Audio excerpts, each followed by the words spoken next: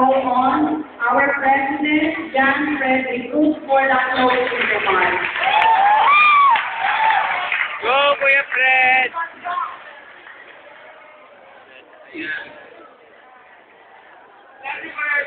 Una sa lahat, magandang umaga sa inyong lahat. Ngayon, ang mga ginasyon, taon-taon na lang natin itong ginagawa, tutusin ko nila sa magkari. Natawagin mo kaya po yan ang officers, bakit sila dito, malulungka ako. Pero bakit nga ba natin ito ginagawa?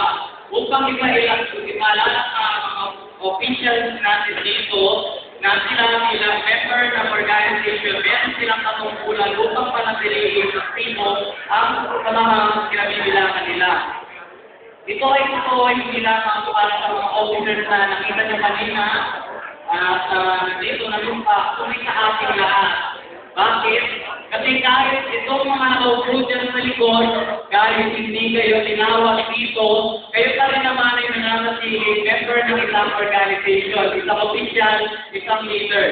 Ito ay sa kadahilan na lahat tayo ngayon, membro ng isang malaking club, bahagi ng isang malaking organisasyon na tinatawag natin Regional Science High School.